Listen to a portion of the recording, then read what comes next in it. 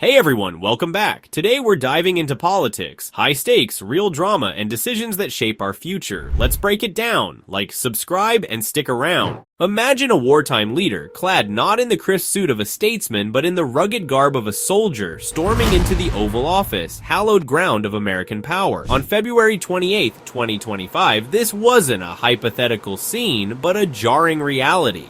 Ukrainian President Volodymyr Zelensky, unshaven and defiant, arrived at the White House not to sign a lucrative minerals deal or secure a coveted security guarantee, but to clash spectacularly with President Donald Trump and Vice President J.D. Vance. What unfolded was less a diplomatic summit than a public unraveling, a collision of pride, power, and peacemaking that ended with Zelensky's motorcade speeding away empty-handed 45 minutes after a press conference was supposed to begin. This wasn't just a meeting gone wrong, it was a symbolic rupture in US-Ukraine relations, exposing the fragility of alliances under the weight of war and wounded egos. The setting was prime for high stakes. Trump, fresh off meetings with French President Emmanuel Macron and British Prime Minister Keir Starmer, had returned to office with a singular mission: ending the land war in Europe that has bled Ukraine dry since Russia's 2022 invasion. Those European talks had gone smoothly, lubricated by shared goals and mutual respect. The White House buzzed with optimism that a deal with Zelensky,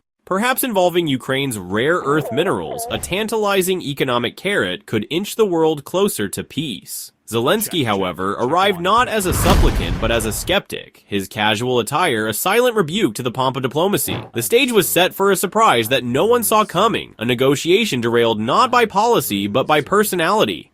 Those European talks had gone smoothly, lubricated by shared goals and mutual respect. The White House buzzed with optimism that a deal with Zelensky, perhaps involving Ukraine's rare earth minerals, a tantalizing economic carrot, could inch the world closer to peace. Have our military equipment. If you didn't have our military equipment, this war would have been over in 2 weeks. In 3 days, I heard it from Putin, in 3 days. Zelensky, however, arrived not as a supplicant, but as a skeptic. His casual attire a silent rebuke to the pomp of diplomacy. The stage was set for a surprise that no one saw coming, a negotiation derailed not by policy, but by personality.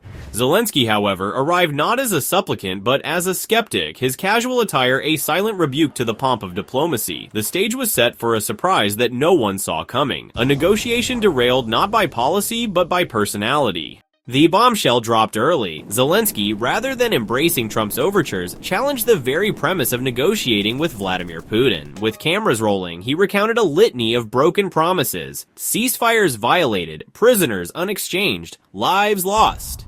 He demanded, arms folded, staring down Vance's defense of engagement with Russia. Trump, bristling at the defiance, shot back, his voice a mix of indignation and warning. Don't tell us what we're going to feel. The minerals deal, meant to be the day's centerpiece, as Zelensky pushed instead for a security guarantee, a demand Trump dismissed as gambling with World War III. The room crackled with tension. You're gambling with World War III.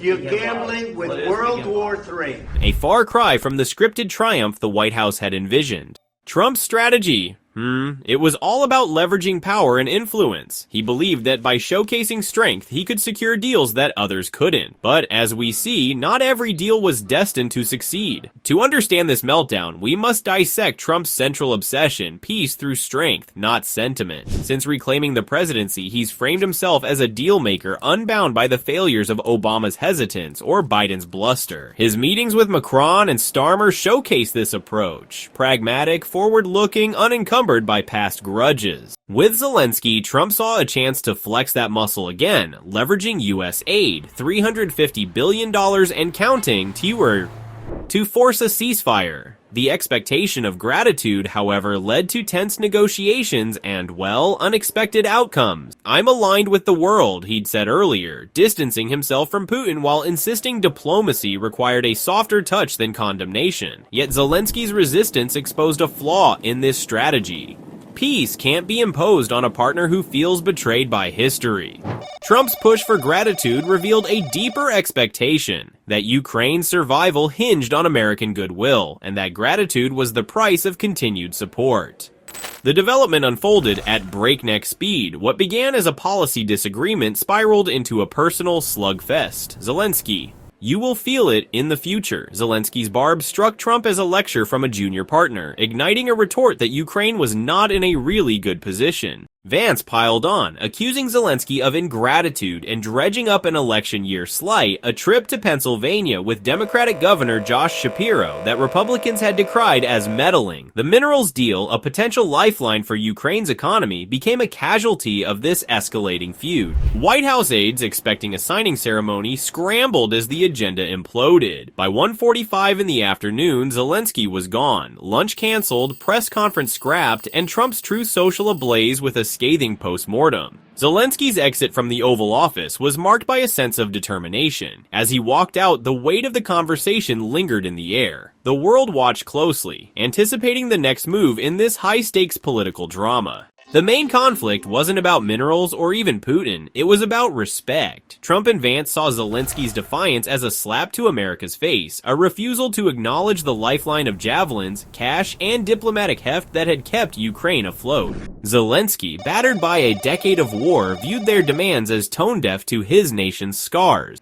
"We've been alone from the beginning," he'd said elsewhere, a sentiment that fueled his Oval Office outburst. This wasn't a clash of equals. It was a superpower flexing its muscle against a desperate ally only to find that desperation breeds defiance. The tension peaked when Trump warned of World War III, a hyperbolic jab that crystallized the stakes, and Zelensky's refusal to bend only deepened the rift. Overcoming this impasse was no small feat. Trump had to balance his peacemaking ambitions with a bruised ego, while Zelensky juggled Ukraine's survival with the optics of capitulation.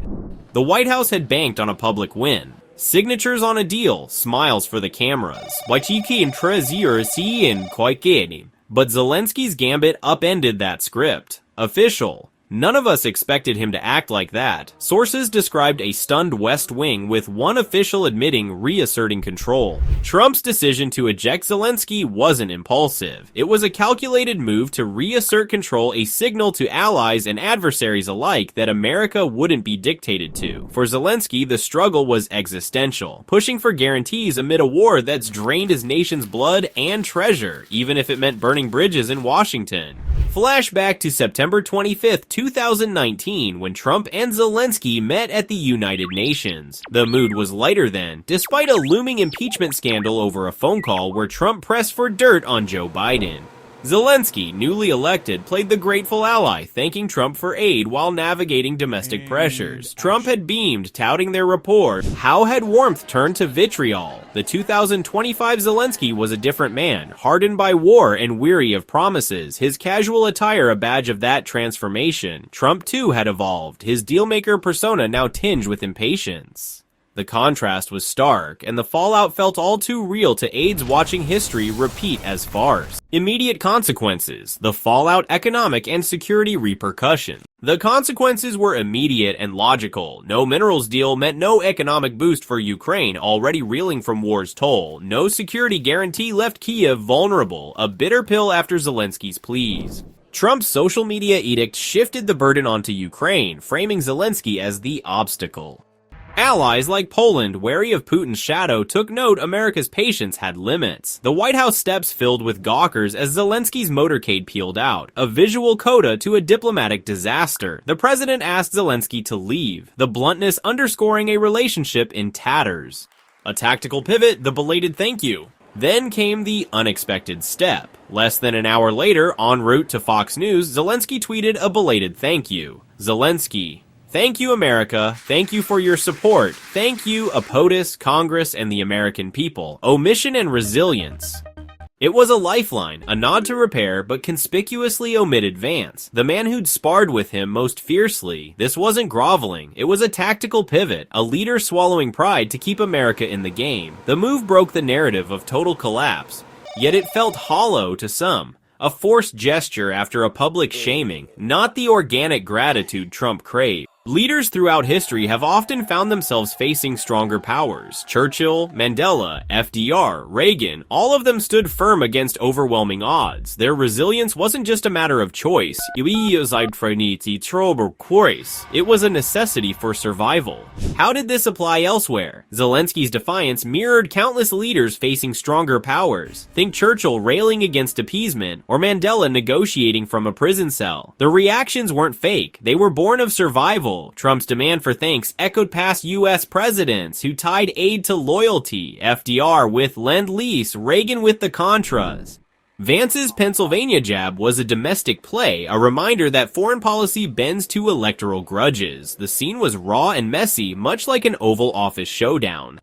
These parallels weren't rehearsed. They were instinctive, raw, and messy, much like the Oval Office showdown itself. Section. Conclusion, a warning and a question. Duration, about 40 seconds, give or take. Scene 1, a warning. Time code from 8 minutes and 20 seconds to 8 minutes and 40 seconds. Visual, stock footage of war-torn landscapes and diplomatic tensions. Narrator, VO, ND or NTO, Ensar. In the end, this wasn't just a spat, it was a warning. Trump's peace push, noble in intent, stumbled on the reality of war's wounds. Zelensky's exit, suitcase empty, left Ukraine's fate dangling, a nation caught between gratitude and grit. Some would say he got kicked out, some wouldn't. An official mused, but the image lingered. A wartime leader, unbowed yet unmoored, rolling away from the White House as the world watched. Peace hung in the balance, and the Oval Office, for one day, became its unlikely crucible. That's it for today's deep dive into the latest political developments. Whether you agree or disagree, the conversation doesn't stop here. Let me know your thoughts in the comments below. If you enjoyed this video, don't forget to like, subscribe, and hit the notification bell so you never miss an update. Stay informed, stay engaged, and I'll see you in the next one.